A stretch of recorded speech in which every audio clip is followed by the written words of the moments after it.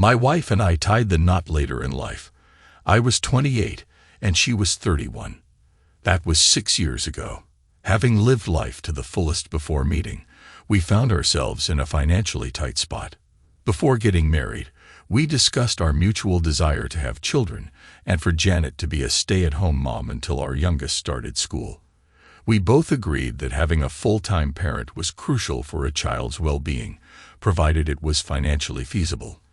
This meant we had some time to build up a nest egg before starting a family. To achieve this, Janet worked full-time while I took on as much overtime as possible.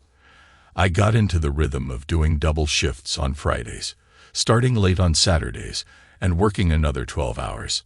Our efforts were paying off. We now owned our home outright, and our bank balance was steadily increasing. Recent conversations hinted that children were on the horizon, likely before Janet turned 40 and the chances of conceiving a first child diminished. That's why the conversation we had this Thursday night felt so surreal. "Kurt, I want to discuss a trial separation," she said. I felt like my brain froze. "What?" I blurted out, incredulous. If you've ever been on the receiving end of a breakup, you know the feeling. The person initiating it seems to have it all figured out, while you're left bewildered and unprepared. That was me in that moment. "Why?" I managed to ask, still trying to process what was happening. "I just think we need some time apart to rediscover ourselves and appreciate each other again," she explained. "Let's face it, Kurt, you're not as romantic as you used to be, and you seem to take me for granted. You always claim to be too tired to go out. Our intimacy has declined, and frankly, you've gained some weight. Don't you think a break could benefit us?" I was left speechless, grappling with her words and the suddenness of it all. Had I been more composed, I might have picked up on the subtle shift from us to me in her monologue. But in my current state, it completely eluded me. "How about we give it a month, Kurt?" she suggested. "Then we can reassess. I'll be staying at Wendy's.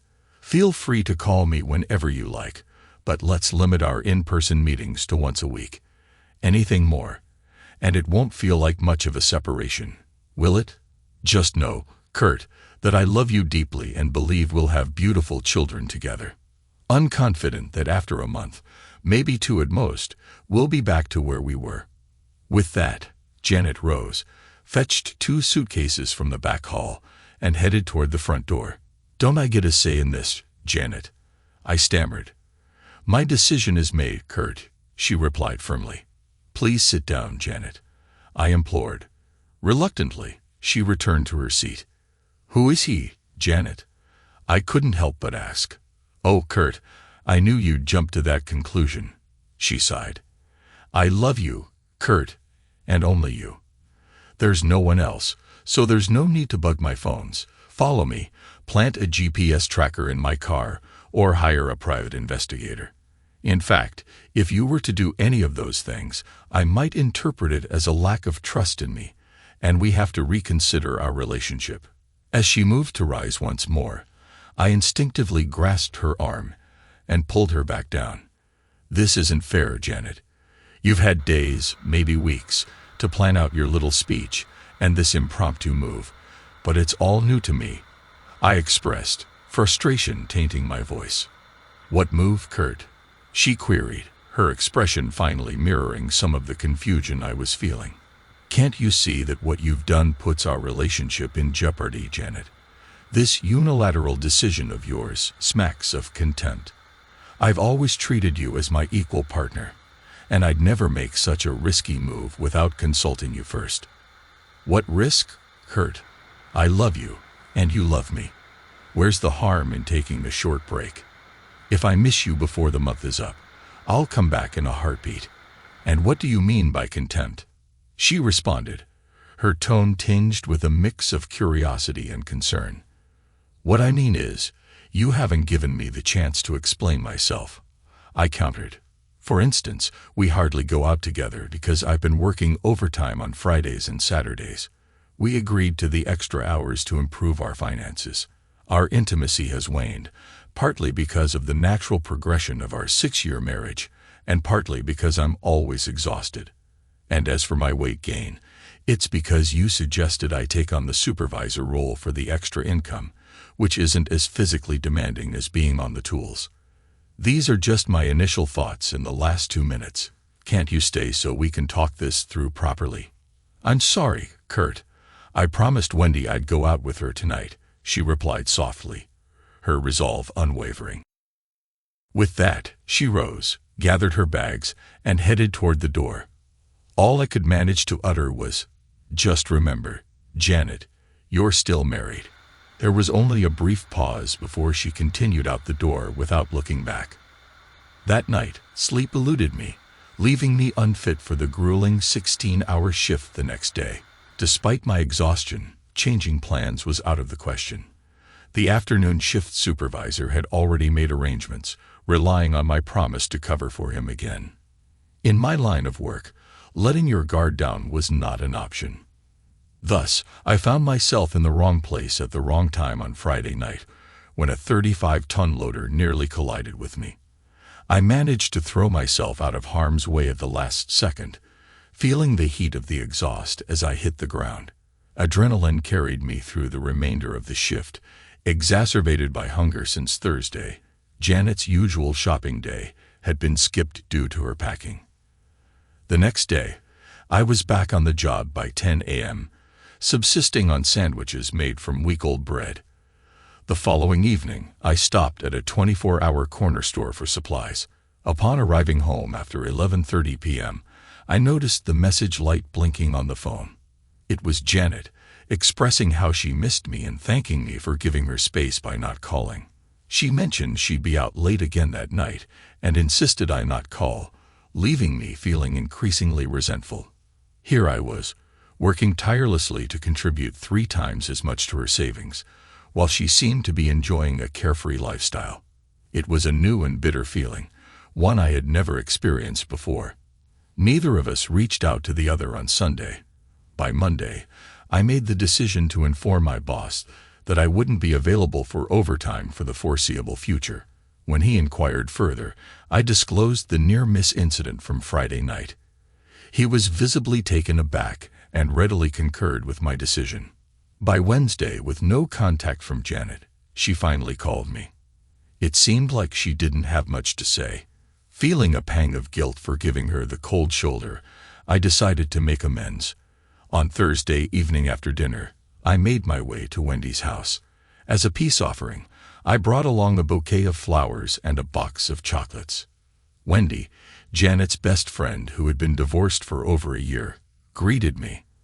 Though I never knew the exact reason for her divorce, I suspected infidelity played a part. She informed me that Janet was in the shower and invited me to wait on the couch. As I sat, Wendy moved closer to me than I was comfortable with. I suddenly shifted away, but she persisted. Thankfully, Janet emerged from the shower at that moment. I presented her with the flowers and chocolates, but our conversation felt strained, lacking the usual ease we shared. After some awkward small talk, Jen asked, "Was there something you wanted, Kurt?" I was somewhat taken aback by her question. "No, I just dropped by to ask my wife out on a date tomorrow night," I replied. "I'm sorry, Wendy, and I already have plans," Janet responded. "Wait, tomorrow is Friday. You work Friday nights." "Not anymore, Janet. I quit," I admitted. "But what about the money?" she inquired, clearly concerned. "I've made a decision to prioritize my marriage and physical well-being." I began meeting Janet's gaze squarely. With the added responsibilities of shopping, cleaning, and cooking on top of my full-time job, I found myself more exhausted than ever. When I received your message last Saturday night at 11:30, informing me of your plans to go out, I realized I was pushing myself too hard. Last Friday, I was so fatigued that I narrowly escaped a serious accident at work. Janet's expression shifted to one of shock, and she moved closer, enveloping me in a hug. "Please be careful, darling," she urged softly. "I'll need your little sperms in a few months' time." Her sentiment was interrupted as Wendy re-entered the room, bringing a sudden end to the moment. "Apologies for rushing you out, Kurt, but the girls will be arriving soon for a Tupperware party," Wendy announced, breaking the tension. I made a swift exit. There are some scenes a man was never meant to witness. Janet escorted me to the door, and in a moment of desperation, I pleaded, "Please come home, Janet. I miss you." "Give it another 3 weeks, Kurt, then we'll discuss it," she responded, her discomfort evident in her demeanor. Any hope that surged within me dissipated as she added, "Why don't you take a break from overtime for a month to regain your strength? We'll need the extra money, Kurt." I glanced at the flowers and chocolates still lying where she had casually tossed them and left without another word. Over the next week, she called me twice, expressing disappointment that I hadn't reached out to her. I tried to explain that between working full-time, cooking for myself, and hitting the gym, I had little time to spare. But it seemed to go over her head. The following week, my usual visit fell on Tuesday night. Once again, Janet was in the shower when I arrived. This time, I avoided the couch, remembering the discomfort from the last encounter. Wendy, dressed to the nines, stood unusually close as she spoke, making me feel uneasy. When Janet finally descended the stairs, also dressed up, she appeared slightly uneasy as she explained that I should have called ahead. Had I done so, I would have known they had plans to go out. Feeling humiliated, I was swiftly ushered out, and as the door closed behind me, I could have sworn I heard giggles from the other side. I vowed that would be the last time I subjected myself to such humiliation. Neither of us reached out for the remainder of the week. The following Sunday, I was working out in the backyard, using homemade weight equipment I had cobbled together. I could already feel my strength returning. Suddenly, I felt arms wrap around me from behind, and a body pressed against my sweaty back. It was my first human contact in over 2 weeks, and I welcomed it until Wendy's voice startled me from beside my ear. "Sorry, handsome. I couldn't resist," she murmured. Shocked, I quickly disengaged and turned around. Trying to mask my discomfort, I offered her coffee. I couldn't help but notice her attire, which, while usual for her, showcased her impressive cleavage. Inside, I made sure to sit at the far end of the kitchen table, hoping to maintain some distance. But Wendy pulled up a chair right beside mine, so close that our legs were touching. We engaged in awkward small talk, a skill I never excelled at. "Are you going to ask how Janet is doing?" Wendy inquired. "No," I replied firmly. She made it clear it's none of my business. Wendy's smile widened. "She's a bit upset, you know. She was hoping you'd be begging and groveling by now." "Sorry, Wendy, that's not my style," I retorted. I asked her out on a date the first time I came here, and she turned me down, claiming she already had plans. She never bothered to reschedule. I have no idea what this separation is about, so I'm just going to wait and see if she comes back, or if our marriage is over. I knew every word I said would be relayed to Janet. I expected Wendy to look concerned at my last statement, but instead, she just smiled and placed her hand on my leg. It felt like some sort of test, one I was determined to pass, as I felt no emotional attraction towards Wendy. Her physical appearance, however, was another matter. I couldn't help but notice that another button of her top had mysteriously undone itself. "You know, I've always admired you and Janet as a couple," Wendy continued, her tone probing. "You must be really secure in your love to let her date other guys, or are you just pretending you're not worried?" My blood ran cold. We hadn't discussed dating during this unilateral separation, but my reminder, "Don't forget you're married," should have made my stance clear.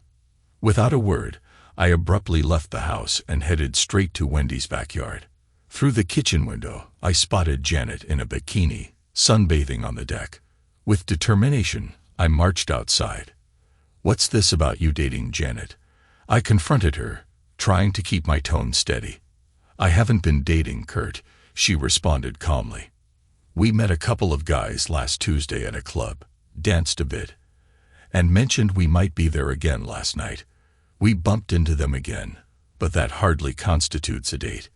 I expected Janet to appear concerned as she defended herself, but instead, she seemed determined. "And what happened last night then?" I pressed. "Nothing, just more dancing," she replied. "Nothing inappropriate. We haven't kissed or anything like that. They bought us some drinks and we danced a bit. Nothing inappropriate."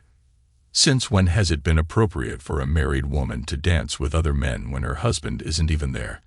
And I suppose at the end of the evening, you just happened to mention when you'd be there next. I challenged, met with silence. "If you meet them again, it will definitely be a date, and just as definitely be very inappropriate," I continued. "Janet, all this is really hurting me, you know. I still have no idea what this separation is about. Can we skip the next 2 weeks and just have you come home right now? I really miss you." "No, Kurt, not yet," she replied firmly. "In fact, I think we'll go past the month." Once again, she seemed oddly uncomfortable, as if she were saying something she didn't truly want to. Of all her recent irrational behavior, this was the most confusing. I stared at her for a moment longer before getting up to leave. "You could ask me out on another date, you know," she remarked casually. "You might get lucky this time." Without pausing or looking back, I retorted, "Or you could ask me out. You know where I live." Starting from Monday, Janet began calling the home phone every night. Our conversations were always brief and uncomfortable. I couldn't shake the feeling that she was just checking to make sure I was at home. The implications of that didn't sit well with me. On Friday night, the home phone diversion to my mobile, which I had set up, worked perfectly. As I answered, I could hear music playing in the background. I was already on my way to Wendy's house, and I confirmed that Janet's car was missing from the driveway. I decided to drive by the nightclub strip, about 10 minutes away from Wendy's, where I eventually spotted Janet's car parked in the corner of one of the bar's parking lots. Peering through the window of the bar, I spotted Janet and Wendy sitting alone in a booth. As I observed, 2 more girls joined them. One of them looked familiar, another friend of Janet's named Barbara, while the other was a stranger. I watched as Barbara introduced the newcomer to Janet and Wendy. Seizing the opportunity while they were distracted, I sneaked into the back corner of the bar and concealed myself at the far end. 10 minutes later, luck was on my side. The booth adjacent to the girls emptied out, and I quickly took the opportunity to sit down, making sure they weren't looking my way. By hunching slightly and positioning myself with my back to them, I remained completely hidden. With some effort, I managed to catch most of what was being said, with Barbara leading the conversation. "You're crazy, Janet. Based on what you've said, your Kurt seems much more romantic than my husband," remarked another voice, likely belonging to the stranger. "Yeah, I agree. I would have been grateful for even half of what you described getting from my ex," chimed in the stranger. Wendy interjected, "Don't you think Janet deserves better? I mean, just look at her. She's beautiful." Barbara added her opinion. "I don't know, guys. This sounds like a dangerous game to me. How do you treat him, Janet? Do you spoil him rotten? With all that overtime he works, he must be exhausted most of the time. Do you keep him in bed all Sunday, satisfying his every desire? If you were mine, I sure would." Janet, with her soft voice, replied, but I couldn't make out her words as the conversation carried on for several minutes. All I caught when Janet finished and Barbara resumed was, "Is that all? And you're making this guy fight for you?" At that moment, someone started the jukebox, providing me with the perfect opportunity to slip away to the restroom. When I returned, my booth had been taken, so I found refuge in my corner of the bar. As the bar filled up, I wondered how long it would be until the guys showed up. Over the next hour, I observed numerous men approaching the girls, attempting to strike up conversations, but all left disappointed. Then I noticed the stranger making her way to the bar. As she neared my corner, I made a show of making room for her. She smiled in response and ordered 4 drinks. Close up, she was quite attractive with short, curly brown hair and a friendly demeanor. As she waited for her drinks, she turned to, "So, do you come here often?" Alice asked with a playful grin. "Hey, that's my line," I teased. "Well, you were too slow," she retorted. We engaged in easy conversation until her drinks arrived. I couldn't help but notice her searching glance at my wedding ring finger. Due to the nature of my job, I hardly ever wear my ring. When her drinks finally arrived, she surprised me with her request. Look, the conversation at my table is dreadful. Do you mind if I use you as an excuse to escape? She asked. What? Do I mind if a beautiful girl talks to me? What do you think? I should warn you, though, I am married, but my marriage is in extreme difficulty. That's why I'm here, I admitted. Wow. Well, thank you for your honesty. I'm just looking for companionship, so if it's still okay, I would still like to chat, she replied, flashing a smile at my mischievous grin. Alice returned a couple of minutes later, and we continued chatting easily for the next hour and a half. I kept glancing over to ensure we weren't being observed. I noticed a man had taken the vacant seat at the girls' table and was buying all the drinks. Alice was delightful company, and we felt very comfortable together. At 11:30, Barbara approached us. I hadn't noticed her until it was too late to hide. She wore a vaguely puzzled expression on her face, and I knew the feeling. She recognized me, but couldn't remember where from.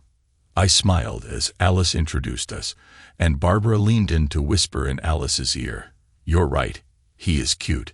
Janet has offered us a lift home. Do you want a ride? I've really got to get going anyway." "Lovely to talk to you, Alice," I said, kissing her on the cheek. She blushed and left. As she reached the door, she turned back and handed me a business card with a smile before departing. I watched all three girls leave, leaving Wendy and the man at the table. Giving them a 5-minute head start, I decided to make my way out to the car park.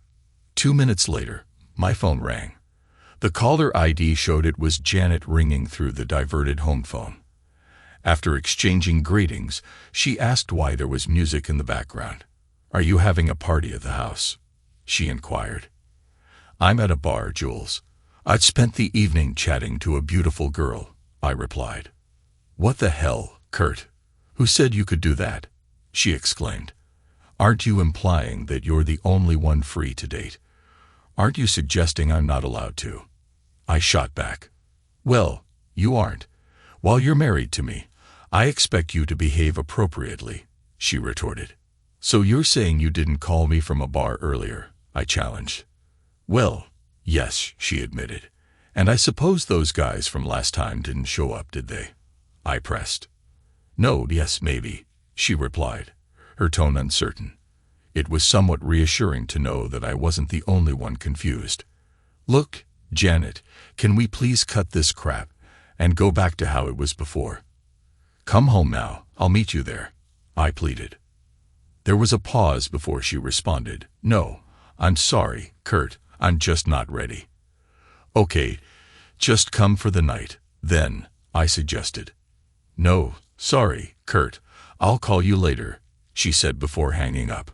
An hour later, I was on the brink of sleep when I heard the garage door opening. I bolted out of bed, my heart racing with the hope that Janet had changed her mind. Peering out the window, I saw Janet's car parked across the street. As the garage door closed, I realized she had just come to check if I was home before driving off again.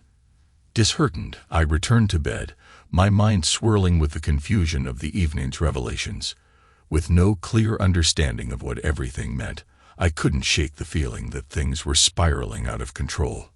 The following Saturday afternoon, Wendy paid another visit. I confronted her about Janet's behavior, but she denied any knowledge, albeit unconvincingly. When she attempted to get close to me, I anticipated her move and kept her at arm's length. "What are you doing, Wendy? I'm married to your best friend, for God's sake," I scolded. "For now, Kurt, I just wanted to see if I'd have a shot with you after Janet leaves you," she confessed, her words sounding contrived and absurd. Nonetheless, it confirmed one of my suspicions. "Don't you mean if Janet leaves me, Wendy?" I corrected her. "Of course, Kurt. I really hope things work out for you," she replied vaguely. Expressing my discomfort with the situation, I escorted her out, though she seemed reluctant to leave, even going as far as preparing a picnic for us. In the end, I had to be blunt about how inappropriate her behavior was before she finally got the hint. "Are you and Janet going out again tonight?" she asked before parting. "Yes, probably," I replied. Feeling frustrated, I decided to call Alice. She sounded pleased to hear from me, but explained it was impossible for her to get away that night. Instead, she suggested meeting on Tuesday. Feeling obligated, I reminded her of my marital situation before agreeing. "Look, it will be strictly as friends, Alice. I'm still in the midst of a very messy personal situation at the moment. I just really enjoyed your company last night. I promise to treat you with the utmost respect until everything is sorted out," I assured her.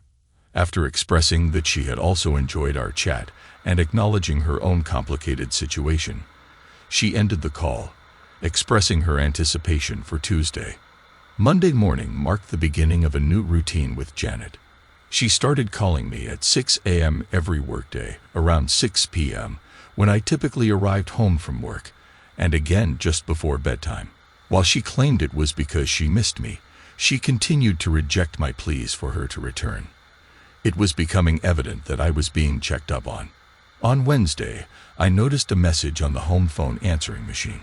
Although it was only from a marketing company, its presence was significant as it hadn't been diverted to my mobile. Upon checking the home phone, I discovered that the diversion had been removed. Someone had visited, it seemed.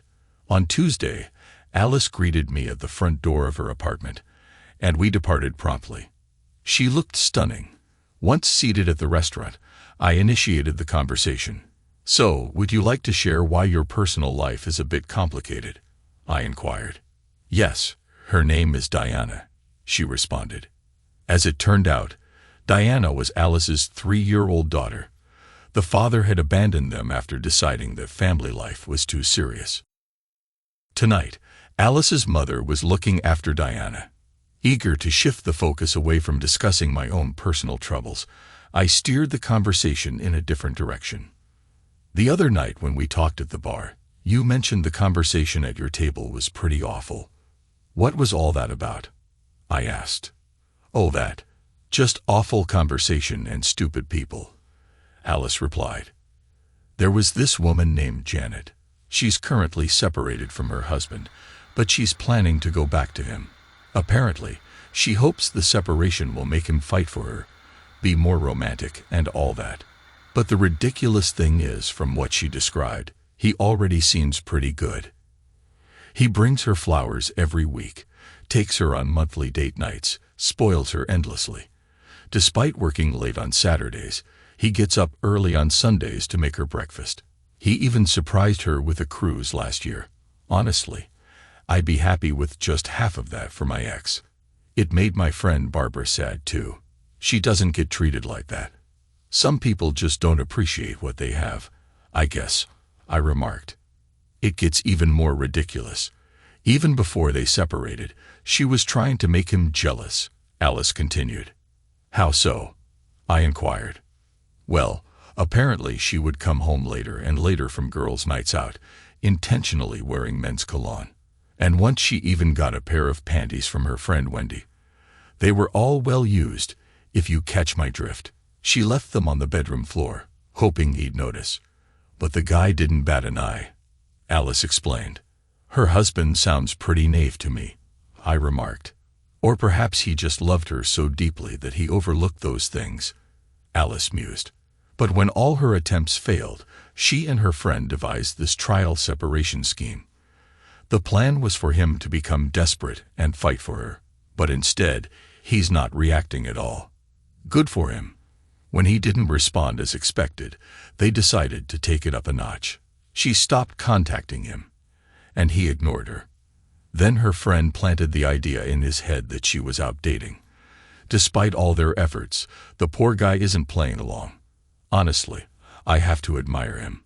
It's exactly what I would do if someone treated me that way." What's really heartbreaking is when Barbara questioned how much effort Janet put into the marriage. I think that's when Janet realized just how one-sided their relationship was. You'd think that would motivate her to end all the nonsense. but it hasn't. Now they'd backed themselves into a corner and don't know how to get out. All because this proud man isn't following their script, I added. Well, she could just go back to him, lay it all out, and try to return to normal, I suggested. Yeah, that's what I would do. And I think that's what she truly wants. Except I have a feeling her friend is keeping her on track. Wendy gave her some strange looks last Friday. They seemed almost hungry, Alice remarked, her expression turning thoughtful. Could it be that the friend is trying to drag a wedge between them to steal the husband for herself? I pondered. You know, you may be onto something there. It would certainly align with what I observed. But that would make her one cold, evil person, Alice remarked. If you were the husband, what would you do? I asked. Well, I don't know much about their relationship until now, but my instinct would be to break things off with the foolish, shallow person, then move on to someone who truly appreciates him, Alice replied. Our conversation shifted to lighter topics when our meals arrived. Despite the pleasant atmosphere, I couldn't shake off the guilt gnawing at me. As the waitress cleared our plates, I felt compelled to address it. You know, Alice, everything you've said has convinced me that you're a genuinely good person with strong values, I began. Thank you, she responded with a smile. Do you think I'm a decent person? I asked, bracing myself for her answer.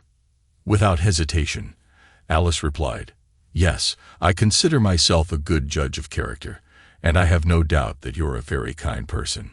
I took a deep breath, realizing what I needed to do. With a mix of nerves and determination, I reached across the table, grasping her hands.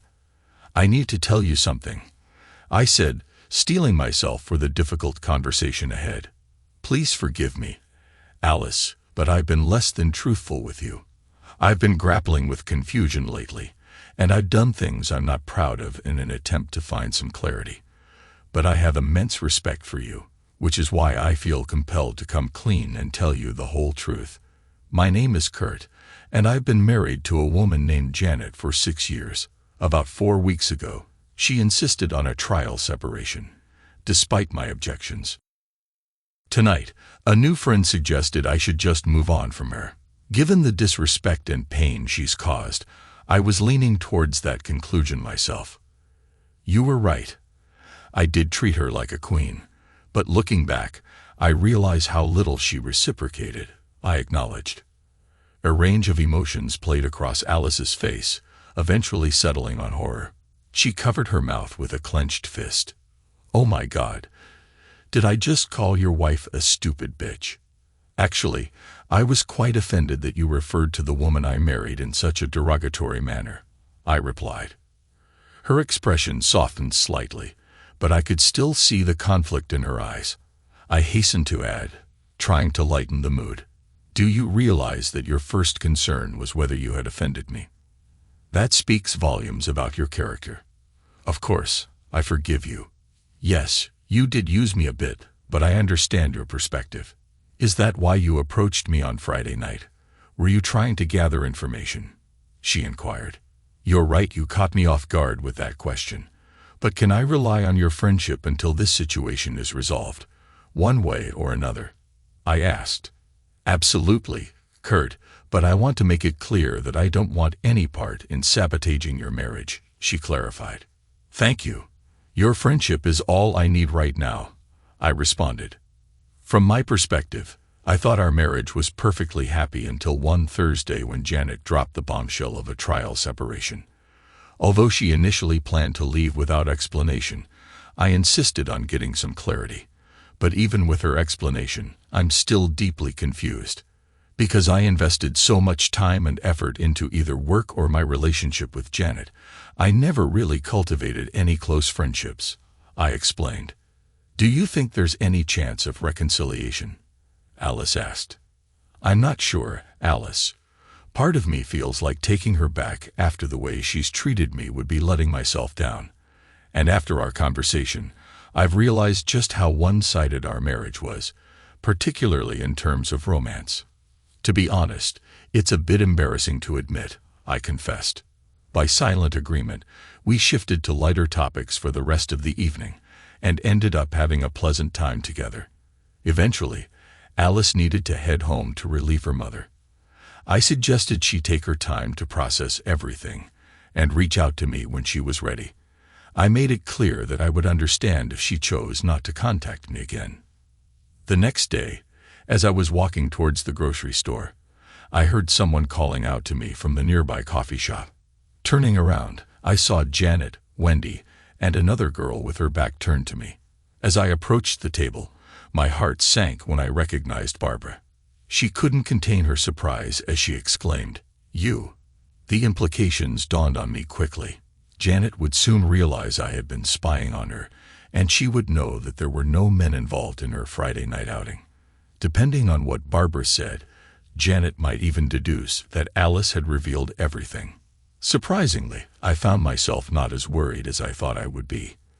I made a brief, polite excuse to leave, citing the need to head home and cook. I observed Janet's reaction for any signs of guilt, but it seemed to go unnoticed by her. The expected phone call finally came later that night, around 9:30, when I was almost asleep and not exactly in the best state to have a conversation. "Kurt, didn't I warn you about spying on me? Your actions demonstrate a lack of trust and respect towards me," Janet reprimanded. "From my perspective, Janet, you initiated this separation without giving me any explanation. Wouldn't you expect me to try and understand what's happening?" I countered. "It's still a breach of our agreement, Kurt." "Your agreement, Janet," I corrected her, hoping she'd grasp the distinction. But her response took an unexpected turn, veering into philosophical territory. "Kurt, I'm just struggling to make sense of all this. This trial separation isn't unfolding as I envisioned. I'm uncertain if my love for you matches what's necessary. I propose we extend it by another month or two to see how things develop." She paused, seemingly anticipating my reaction. I chose to remain silent. If her intention was to provoke me into a heated response, she'd be disappointed. This extension seemed like another attempt to push me to try harder.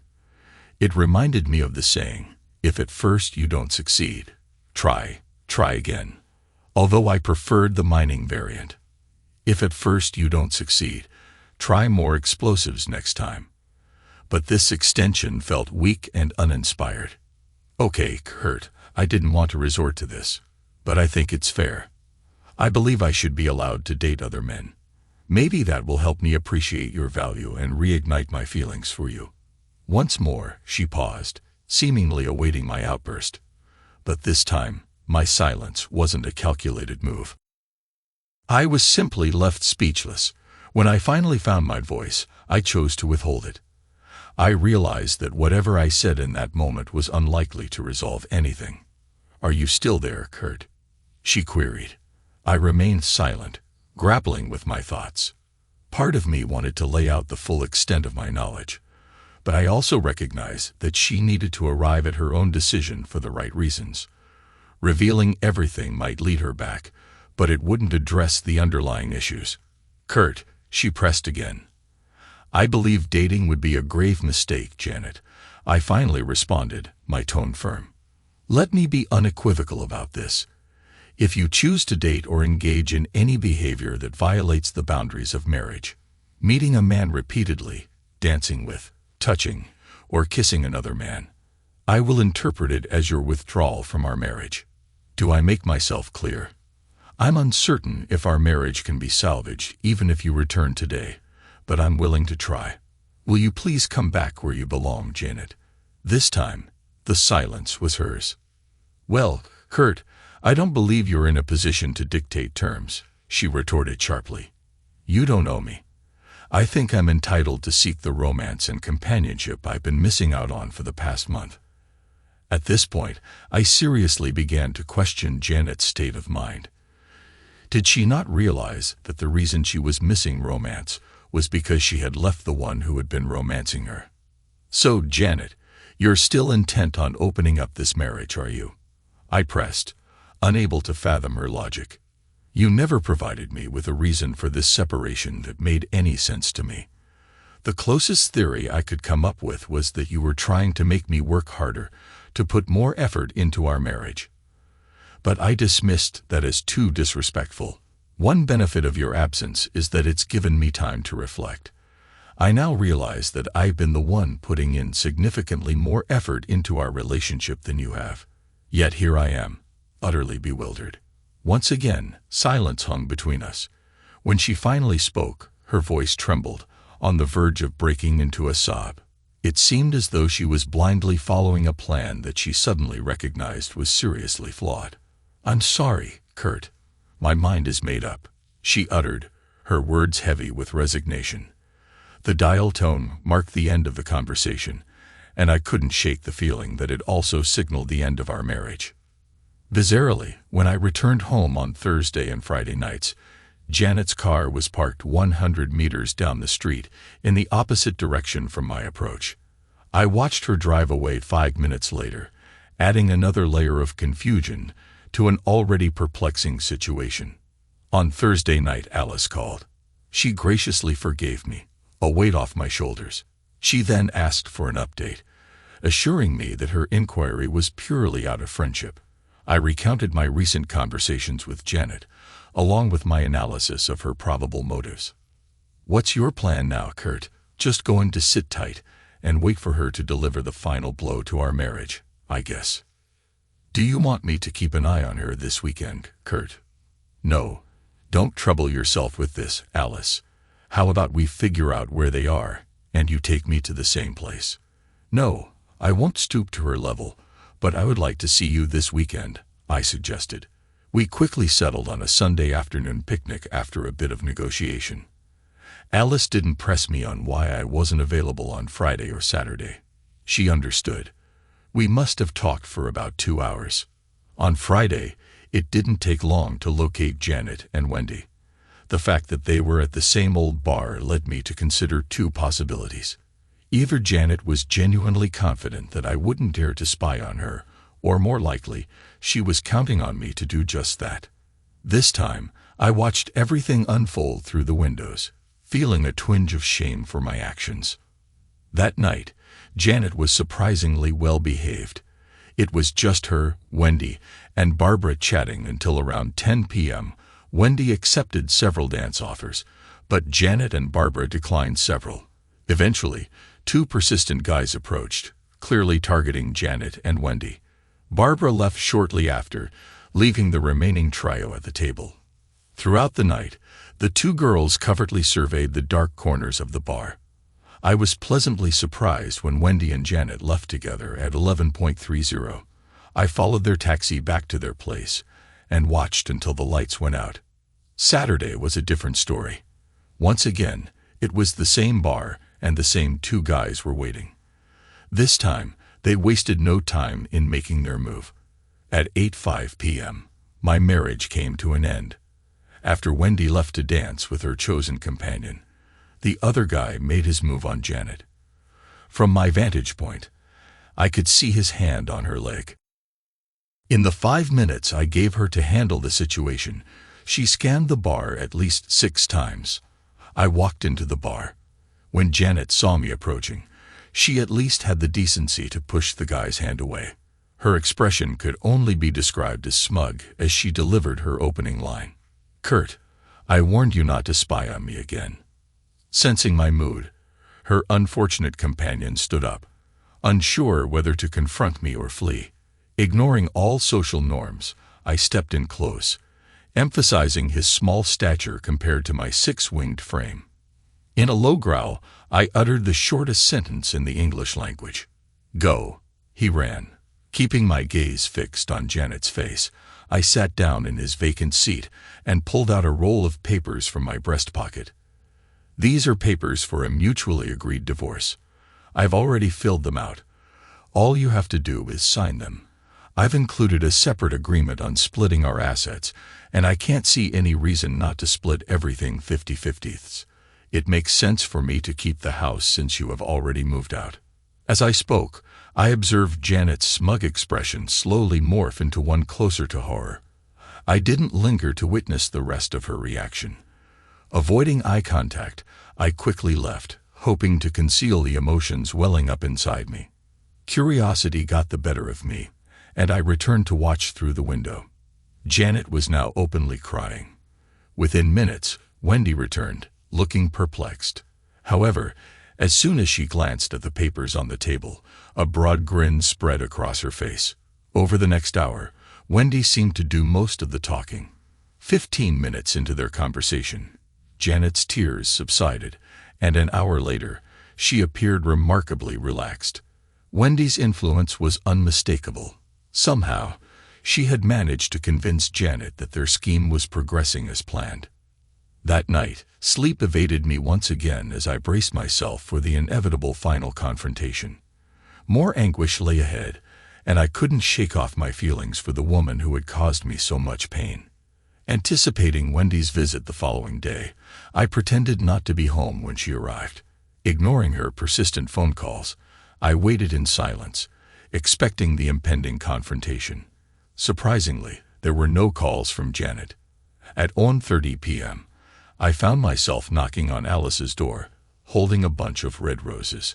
As soon as she laid eyes on the flowers, she enveloped me in a warm hug, offering a sense of comfort amidst the turmoil.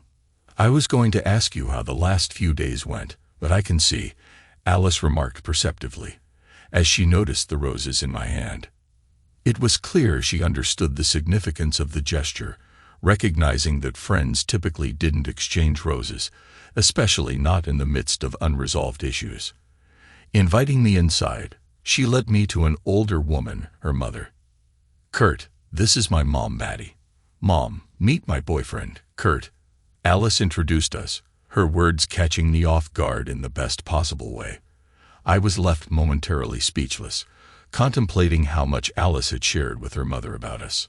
Fortunately, Batty addressed the question lingering in the air. "So, is it finished?" she inquired. "All over but the shouting, as my old dad used to say," I replied, providing them with an update on the latest developments. I explained my belief that Janet hadn't fully grasped the seriousness of the situation yet, and that there was still work to be done to prove my resolve. Through my words, they could both sense the depth of my pain, and Batty offered me a comforting hug. Then, a little angel entered the room. Diana had woken up from her nap, and I was introduced to her as well. She seemed disappointed when Alice mentioned that we were heading out, despite Batty's efforts to reassure her about the fun they would have together. Sensing her disappointment, I whispered to Alice, "Can she come with us?" "Are you sure?" she asked, surprised by my suggestion. "You're a package deal, and I accept that," I affirmed. "That would be great. It tears me up to be away from her all week while I'm at work, so I like to spend all weekend with her," Alice explained, her eyes reflecting her gratitude. Diana's face lit up with joy upon hearing that she could join us for the afternoon. We had a wonderful time by the river, enjoying the sunshine and each other's company. Alice teased about feeling a bit left out, but the wide grin on her face told me it was all in good fun. After dropping both ladies home, I was welcomed by Batty, who had prepared dinner. I bid Alice farewell with another gentle kiss on the cheek before heading home. As I arrived, I sensed Janet lurking in her usual spot nearby. Before I could even open the front door, she pulled into the driveway. Stepping out of her car, she handed me the papers I had given her on Saturday, signed and witnessed. "Here you go, Kurt, signed and witnessed." "Good night," she stated, catching me off guard. With that, she retreated to her car, leaving me stunned, but her departure was interrupted by a bold proclamation. "Now that I've called your little bluff, maybe you can ask me out on a date this week sometime. I'm free on Wednesday," she called out before driving off. In that moment, I realized that Janet operated on an entirely different wavelength. If it was truly all over but the shouting, then it seemed like the shouting was going to be one chaotic mess. The shouting began on Monday evening. Wendy was waiting for me in the driveway as I returned from work. Before I could react, she planted a kiss on my lips. Pushing her away firmly, I exclaimed, "Listen, once and for all, I am not the slightest bit interested in you, Wendy." Before Wendy could even react, Janet's car came roaring into the driveway, tires screeching. Wendy attempted to dart away down the driveway, but Janet's vehicle blocked her path. As the car rolled to a stop, Janet flung open the door, knocking Wendy to the ground. Despite Wendy's attempts to rise, she was struck hard on the side of the head by Janet's enraged slap, sending her back to the ground. Wendy wisely chose not to get up this time.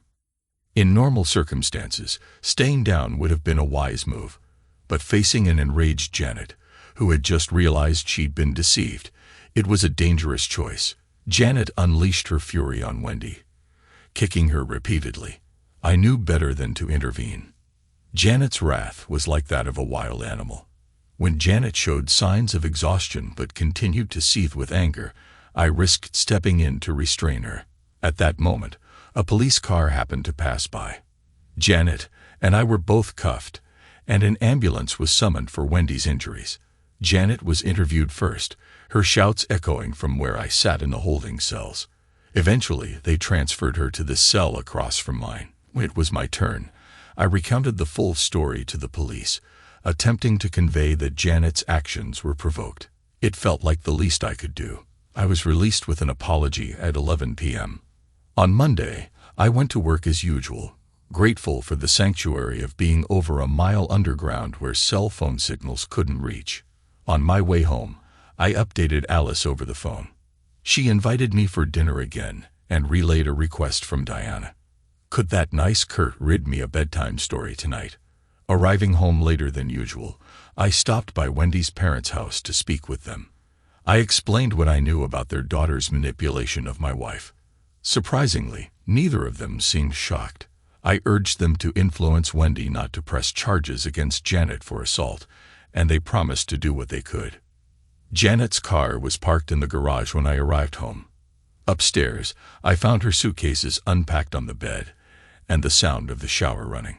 Anticipating her descent, I waited downstairs, dialing Alice to cancel our dinner plans. We speculated on Janet's potential strategies, but in hindsight, we both missed the mark. As Janet confidently strode down the stairs, I felt a surge of unease. She approached me, her usual poise undiminished. "What's for dinner, Kurt?" I hesitated before responding, prompting her to stand directly in front of me. "I've decided to forgive you, Kurt," she declared. "We've both been a bit foolish, but let's move past it." I've returned. "If you haven't made dinner plans yet, let's go out." My tongue felt tied, but I couldn't suppress my incredulity. "Can you explain how I've been foolish, Janet, and what exactly am I being forgiven for?" Janet's confident facade faltered for the first time. "For the pain you caused me with that ridiculous divorce stunt, Kurt. It was a low blow, but I knew you were bluffing all along." "What makes you so sure it was a bluff, Janet?" "Because," Wendy said. Her voice trailed off and the color drained from her face. She sank onto the coffee table with a thud, realization dawning in her eyes. For several uncomfortable minutes, I watched as a new understanding took root in her mind. Finally, she spoke, her voice barely above a whisper. "I gave you up, didn't I? You weren't bluffing with the divorce, were you?" "I was so sure you were that I just signed it," Janet confessed, her voice filled with regret. I shook my head sadly. "For the record, Janet, you didn't give me up. You threw me away. I've always done everything I could for you. What did I get in return? You walked out, leaving me lost and alone. I tried to warn you. Didn't I say it was a gamble? How much clearer could I have been? After all the love and effort I put in, I expected no. I knew I'd earned at least your respect and loyalty. Did I get those? No, I got kicked in the teeth, disrespected, and left broken and confused. Did you ever consider the imbalance of effort in our marriage? The one-sided result I've seen over the last 5 weeks." Janet interjected. "Well, you can't have Wendy now. I've sorted her out." I was taken aback. "Look, this has nothing to do with Wendy. I realized at one point that this was all just a ploy on her part to drive us apart, but I've never considered her anything other than the manipulator she is. So we're all right, aren't we, Kurt?" Janet asked, hopeful. This was the moment of truth. "No, we're not okay, Janet. We have the divorce papers to prove it. I can't overlook the disrespect you've shown me all along, not to mention the threats. I have to tell you, when you threw me away, someone else picked me up." Janet's face turned even paler. "What do you mean, Kurt?" "I've met someone else, Janet. She started off as just a friend who helped me through this. My only friend after you walked out on me. I'm sorry, Janet, but you gambled and you lost." With that, I left, stepping into a new life with a clear conscience, hoping I could still make it to story time. Thanks to everyone who took the time to listen to today's stories. If you enjoyed it, please consider liking and subscribing if you haven't already. Feel free to share your thoughts on the events in the comments below. Take care.